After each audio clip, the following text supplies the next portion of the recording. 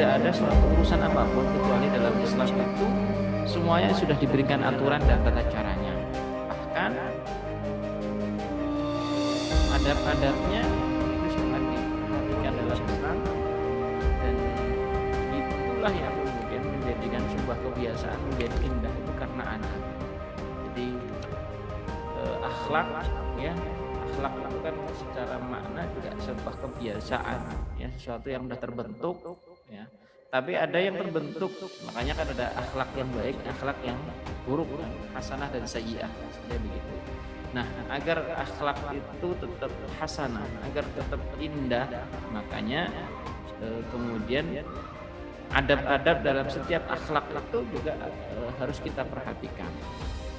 Adab-adab dalam kebiasaan-kebiasaan kita ini hendaknya betul-betul kita perhatikan sehingga menjadi indah, gitu ya. Makanya Islam betul-betul memperhatikan terkait dengan adab itu. Makanya kenapa di rumah tahfidz Al-Aufi itu guru, ya, seluruh ustadzah kita namakan muadzib atau muadzibah, karena pada hakikatnya adalah hal yang paling dasar yang kita harapkan itu adalah penanaman adab, sehingga perilaku atau kebiasaan atau akhlak itu akan menjadi indah ketika adabnya betul-betul ditanamkan dengan baik. Sehingga yang kita harapkan ketika anak-anak kita belajar itu, ya sebagaimana doa kita, qurrata a'yun itu kan. Jadi Rabbana hab lana min azwajina wa dzurriyyatina qurrata a'yun. Yang kita harapkan agar anak-anak kita itu indah di mata, saya enak itu dilihat kan gitu. Makanya ini pentingnya kita melakukan proses-proses ta'dib, proses-proses pengadaban dalam setiap hal yang yang dalam Islam itu diajarkan. Bapak Ibu sekalian yang dirahmati Allah, malam ini kita akan mengkaji terkait dengan etika di jalan, ya. Jadi di jalan pun Islam itu betul-betul menuntun terkait dengan adabnya. Maka yang pertama apa di antara adabnya adalah berjalan dengan tenang dan tawadhu. Jadi tidak berlenggak-lenggok seraya mengangkat kepala dengan sombong atau memalingkan muka, ya. Jadi memalingkan muka dari orang lain dalam rangka takabur. Kalau memalingkan karena memang memalingkan muka melihat lawan jenis yang bukan mahramnya, ya nggak masalah. Tapi kalau melihat orang lain kemudian memalingkan karena takabur atau sombong, maka ini dilarang. Makanya dalam Al-Quran pun juga ditegaskan dalam Quran, jadi janganlah kamu memalingkan kamu dari manusia karena sombong, gitu kan? Jadi jangan kamu juga berjalan dengan angkuh. Innallaha la yuhibbu kulla mukhtal. Jadi Allah pun juga tidak suka terhadap orang-orang sombong dan membanggakan diri. Nah, yang kedua adalah menundukkan pandangan, ya, baik laki-laki maupun perempuan. Jadi Islam sendiri sebenarnya yang dituntut untuk menundukkan pandangan itu tidak hanya laki-laki. Ketika melihat perempuan atau perempuan tapi semuanya. Makanya di dalam Al-Qur'an disebutkan wa qul lil mu'minina yaghuddu min absarihim wa yahfazu furujahum. Kemudian ayat ini disambung wa qul lil mu'minati yaghuddna min absarihinna wa yahfazna furujahum. Jadi katakan kepada orang laki-laki beriman untuk menundukkan pandangan dan menjaga kemaluannya, memelihara kemaluannya. Begitu juga katakan kepada orang beriman perempuan, maaf ya, yang demikian itu adalah lebih suci. Sesungguhnya Allah Maha mengetahui apa yang mereka perbuat. Dan juga ada di ayat ini masih disambung wa qul lil mu'minati yaghuddna min absarihinna wa yahfazna furujahum. Jadi dan juga katakan kepada wanita perempuan, orang beriman perempuan wanita, ya, hendaklah mereka juga menahan pandangannya dan memelihara kemaluannya. Itu juga di surat An-Nur ayat 30 dan 31. Nah, itu yang kedua. Kemudian yang ketiga adalah tidak membuat gangguan, ya. Misalnya tidak membuang sampah atau kotoran di jalan, ya, serta tidak buang hajat di jalan atau di tempat yang biasa dipakai orang berteduh, ya. Makanya Islamnya itu gini. Dalam satu riwayat disebutkan ittaqul la'anin, ya. Takutlah kamu terhadap orang yang melaknat. Siapa yang dilaknat itu? Orang yang buang air kecil di jalan dan orang yang buang air baik di jalan maupun di tempat berteduhnya orang. Buang air itu maksudnya buang air kecil ya, maksudnya pipis atau BAB itu ya di jalan atau di tempat orang berteduh. Ya, itu dalam hadis sebutnya ittaqullah. Jadi betul-betul takutilah orang yang melaknat ya. Siapa ya? Mereka yang buang air kecil, buang air besar di jalanan maupun di tempat orang berteduh. Ya, alhamdulillah jangan sampai ya anak-anak kita ini kan, makanya diajari betul terkait di mana tempat yang tepat untuk buang air besar, buang air kecil itu sejak dini betul-betul diajarkan, ya.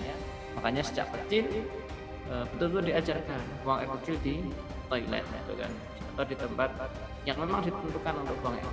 Kecuali sangat terpaksa mungkin di hutan, ya, dan sebagainya, atau di tempat-tempat tertentu yang jauh dari toilet misalnya, tapi ya juga jangan di jalan atau di tempat berteduhnya orang, karena itu mengundang laknat namanya.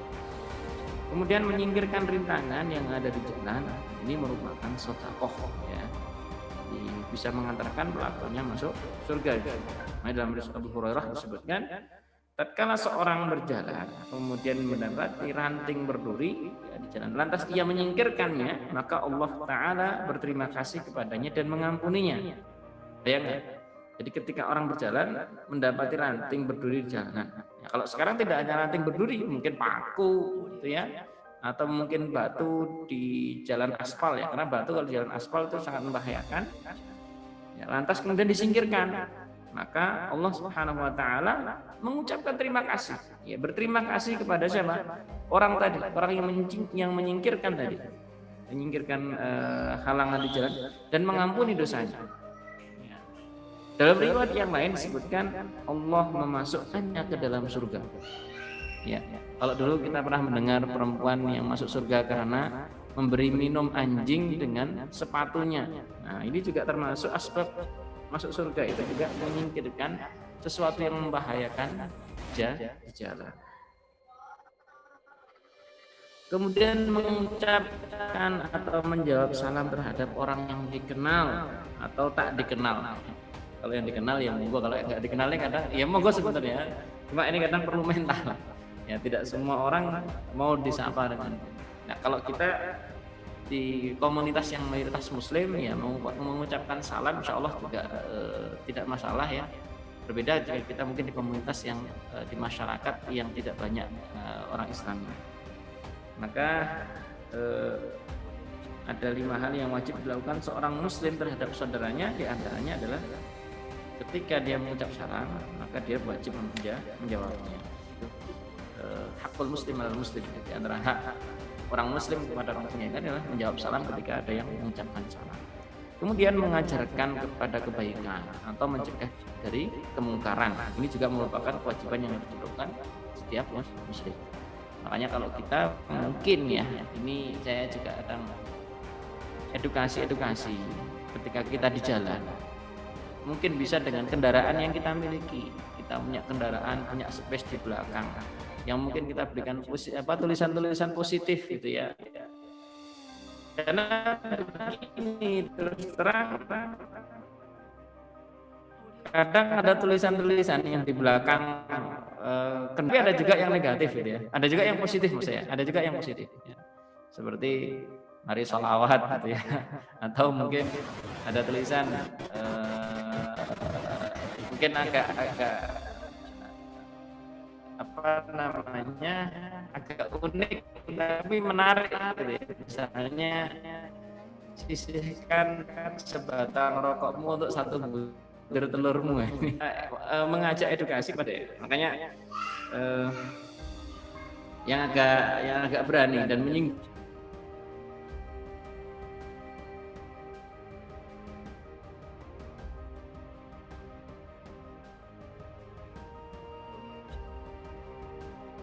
sempat ada yang cerita gitu ya.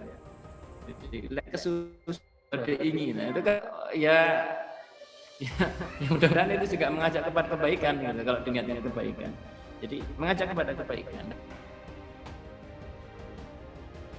Berbagai saran.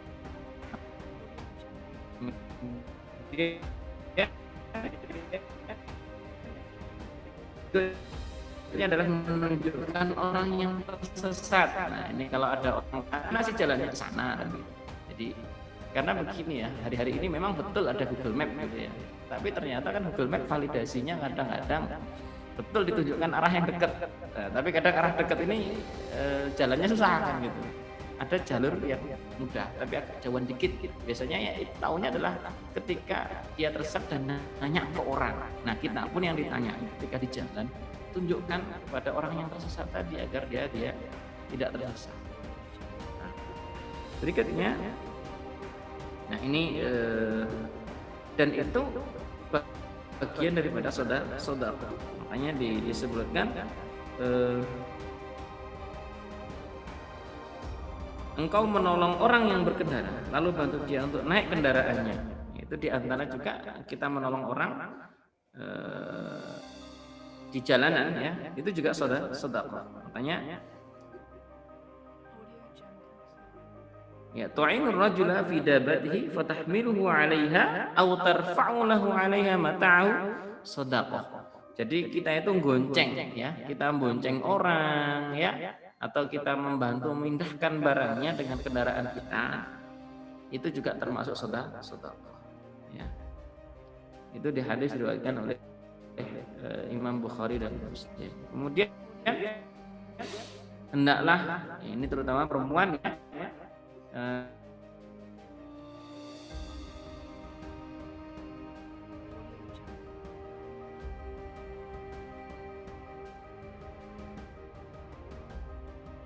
di pinggir jalan, Rasulullah SAW pernah melihatnya ada ikhtilat laki-lakinya bukan mahramnya, atau ketika kita sedang perjalanan mungkin di tempat wisata atau di tempat-tempat keramaian seperti alun-alun, atau mungkin ketika kita berada di jalanan pasar yang sangat mungkin tempat-tempat itu bercampur antara laki-laki perempuan, maka hendaknya ya sebagaimana sabda Nabi, perempuan minggir, artinya cari jalan yang memang di mana laki-laki banyak berkumpul, itu dia minggir, cari jalan misalnya memisahkan diri dari ketika terlihat itu ada kerumunan laki-laki, maka perempuan hendaknya minggir. Nah, berikutnya, nah ini tidak tergesa-gesa atau ngebut ketika mengemudikan kendaraan. Ini apalagi di jalan yang memang banyak orang lewat. Kalau di jalan tol silahkan, memang disediakan, memang negara memang fasilitasi jalan tol itu memang dilajur bebas hambatan, maka silahkan Anda dengan kenceng misalnya. Nah, adapun di jalan keramaian ya diukur lah kira-kira seberapa gitu ya, tidak terlalu menghambat banget ya enggak, tapi ya secukupnya, sekiranya tidak membahayakan ya, kemudian ada lalu lalang orang lain.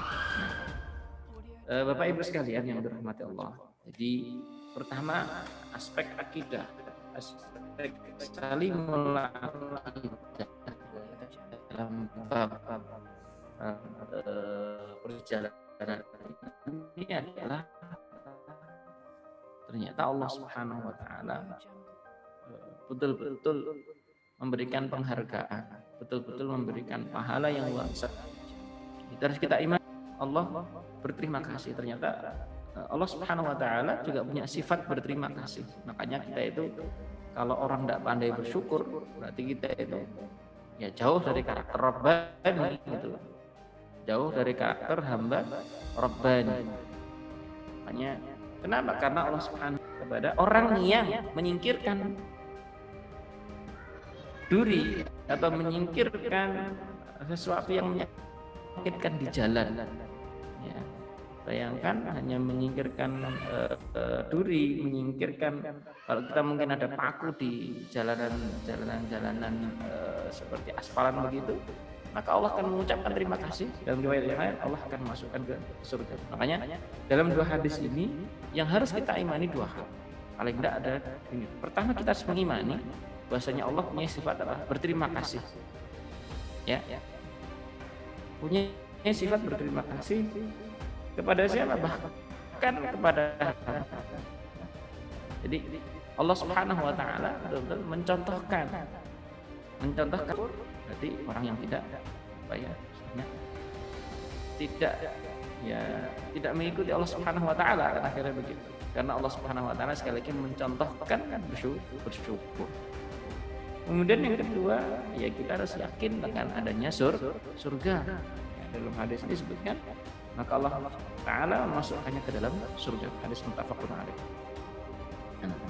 Yang kedua adalah aspek sahihul ibadah. Baik.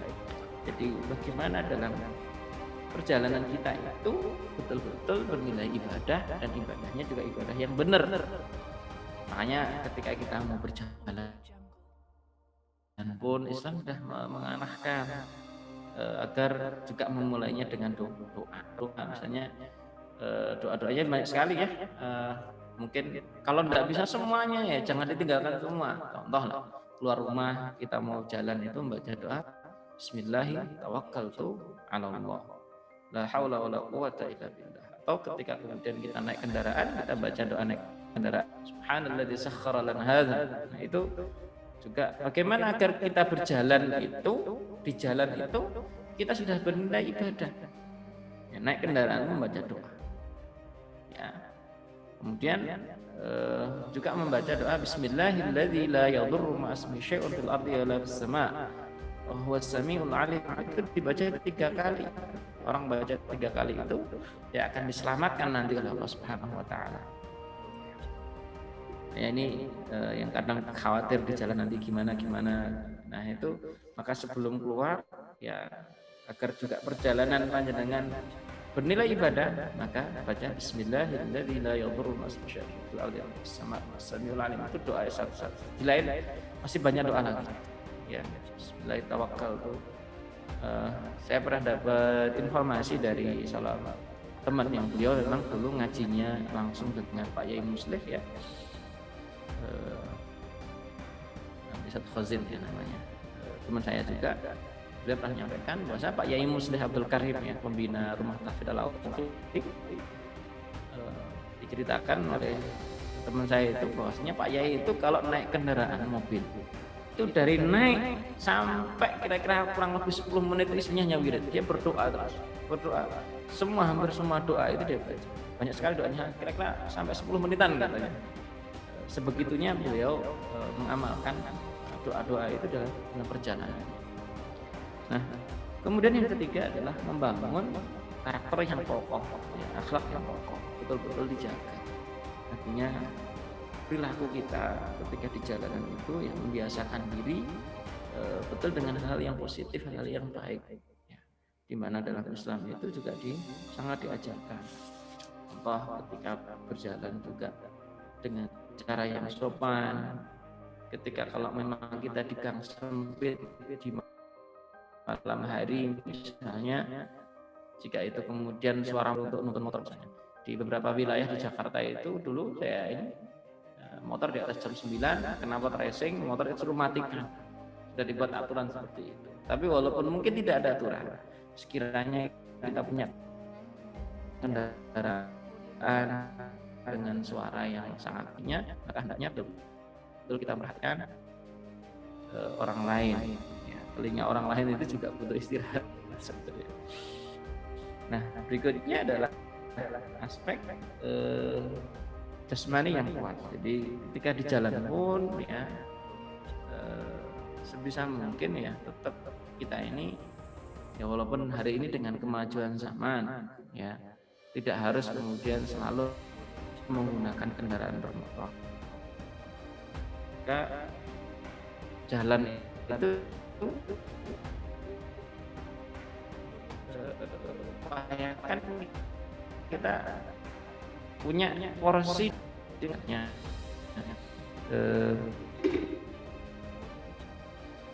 Kalau dulu secara kesehatan 10.000 langkah ya tidak apa-apa kalau bisa tambah puasa dalam jalan itu penting ya. Contoh juga ada kita memiliki wawasan yang cukup perjalanan ke suatu daerah, jalur mana, lewat mana yang lebih efektif, mana yang aman. Wawasan itu penting untuk kita perhatikan sehingga kita jalan itu efektif gitu ya. Saya kadang kalau perjalanan saya ke Ponorogo ada 3 jalur, lewat Parang, lewat Lembeyan maupun lewat Bonsari. Dari ketiganya itu saya mengambil wawasan. Saya harus cari wawasan mana yang lebih cepat, ya, atau mana yang lebih dekat. Karena kadang kita mikirnya cepat atau dekat kan gitu. Karena kadang ada jalur yang lebih jauh tapi lebih cepat karena apa, tidak banyak lampu merah misalnya. Hal seperti itu kita perlu wawasan sehingga apa, kita itu dalam kehidupan kita itu efektif. Di sisi lain ya kita harus menambah wawasan terkait dengan lampu merah itu apa, lampu kuning apa. Nah, kalau hari ini ada tambahan rambu, ya kita harus tahu wawasannya. Bahwa saya hari ini sudah mulai physical distancing itu diterapkan di lampu merah. Misalnya di traffic light itu sekarang sudah ada. Memang itu untuk sepeda motor ya gunakan motor. Kalau panjenengan pakai mobil ya udah di tempat berhentinya mobil. Ya ini wawasan-wawasan yang harus kita betul-betul kita cari tahu gitu ya, betul-betul kita bekali. Kemudian aspek yang lain adalah mandiri dalam penghasilan. Maksudnya begini, ya minimal begini, kalau kita dalam perjalanan itu ya, kalau sebisa mungkin ya minimal kalau dalam hal ini, kalau kita sebagai mungkin seorang, kalaupun tidak seorang pebisnis itu dalam perjalanan sebisa mungkin cari apa namanya peluang-peluang untuk kita mendapatkan semacam sebuah penghasilan tambahan jika mungkin. Artinya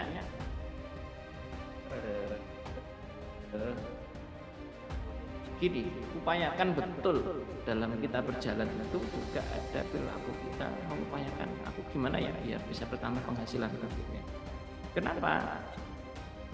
Jadi kita itu ketika jalan itu banyak manfaat gitu loh, banyak mengambil manfaat. Mungkin sambil jalan ada peluang bisnis, ada peluang mengajar, atau kalau mungkin sebagai guru ya, atau mungkin peluang kalau sebagai petani ketika berjalan dia melihat peluang-peluang, oh di sana cara bertani begini, oh di sana ada yang lebih prospek apa dan sebagainya. Nah itu sebisa mungkin ketika ada di jalan itu, ketika di perjalanan betul-betul dimaksimalkan. Yang keenam, yang ketujuh adalah teratur dalam urusan jalan. Jadi betul-betul diperhatikan urusan masalah perjalanannya. Jadi kita itu dalam kehidupan kita 24 jam itu sebisa mungkin punya atur yang harus bicara. Jadi itu juga diatur sehingga efektif gitu loh. Kerjaan kita itu kapan yang kita harus keluar, kapan tidak. Kemudian pandai menjaga waktu, ini kurang lebih sama. Artinya kita harus punya tadi terkait dengan prioritas. Kalau teratur dalam urusan itu, urusan jalan itu kita harus tahu prioritas mana yang harus kita dahulukan. Ya, prioritas urusan dalam berjalan itu kita harus bisa. Saya harus jalan ke pasar dulu atau ke sekolah dulu. Seperti itu harus bisa mengerti. Agar apa? Teratur urusan kita ini. Ya, dalam keseharian begitu. Saya ke tempat proyek dulu atau kemana gitu, atau ke sekolah dulu. Ya tergantung urusan panjenengan, tapi dari urusan-urusan itu kita bisa mengatur mana yang harus kita dahulukan, mana yang harus kita akhirkan. Kemudian pandai menjaga waktu. Nah, dalam perjalanan itu kita harus pandai menjaga waktu, memilih waktu untuk perjalanan. Sehingga ya kecuali kalau memang waktunya harus itu misalnya. Tapi kalau diberikan kelonggaran, pilih waktu yang memang efektif. Ya, pilih waktu yang memang. Bahkan untuk perjalanan safar jauh itu dianjurkan malah malam hari. Setelah malah menganjurkan malam hari. Dalam satu riwayat disebutkan, saya lupa ya ininya riwayat hadisnya, tapi disebutkan dalam riwayat jika perjalanan dilakukan malam hari maka akan lebih cepat sampai ya. Artinya akan semakin dekat. Artinya itu bukan karena malam itu sepi, tidak, tapi ada apa ya semacam sebuah keutamaan, bukan keutamaan maksudnya Allah seakan-akan memberikan bantuan agar ketika kita berjalan di malam hari itu Allah mudahkan, Allah cepatkan, sebenarnya begitu. Ya. Dan yang berikutnya adalah bermanfaat bagi orang lain. Ada orang bertanya, ya kita jawab. Ketika ada orang tersesat, kita arahkan. Ketika ada duri, ketika hal-hal ada yang menyakitkan, ya kita pinggirkan. Ketika ada mobil mogok, ya kita bantu untuk dorong. Ketika kita masih memungkinkan untuk membantu. Atau ketika ada material tiba-tiba mungkin ada yang membahayakan, ada yang materialnya mungkin ada yang rontok misalnya di jalanan, sekiranya membahayakan, ya mari upayakan agar kita bermanfaat dalam perjalanan kita, berikan manfaat bagi orang lain. Karena Rasulullah mengatakan, barang siapa yang bisa memberikan manfaat, maka berikan manfaat. Kalian fa'al, kata Rasulullah.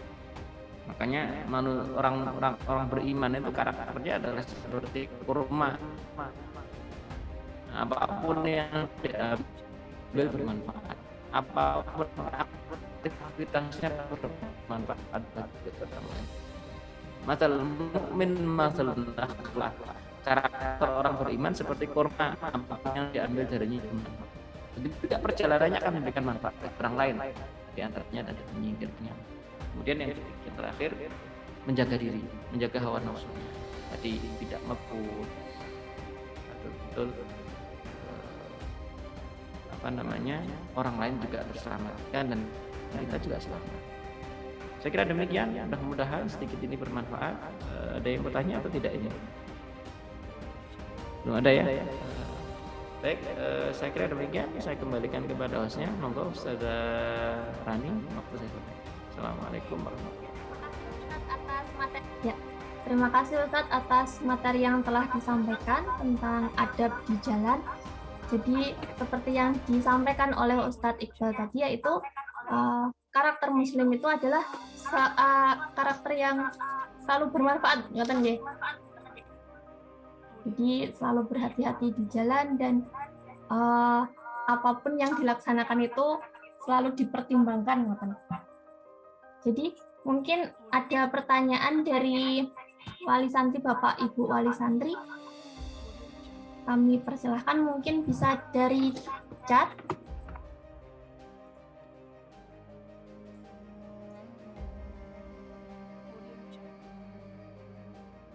Mungkin bisa bertanya, Ustadz.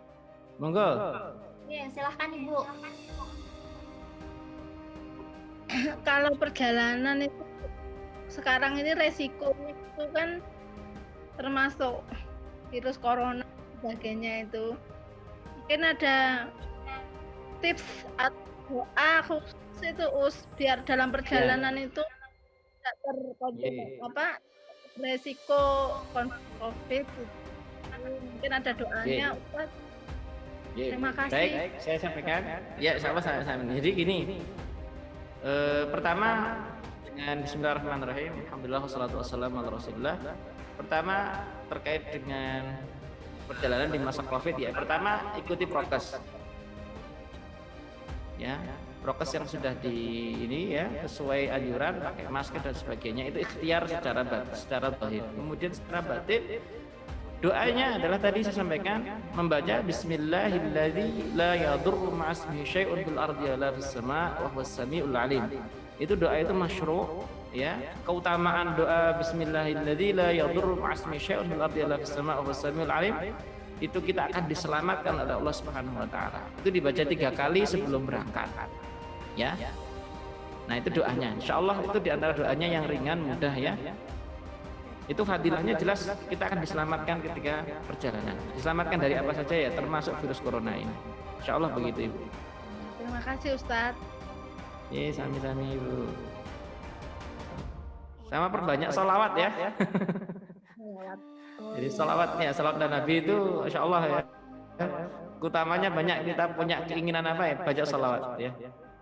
Terima kasih, Ustadz. Sami-sami, Ibu. Cukup.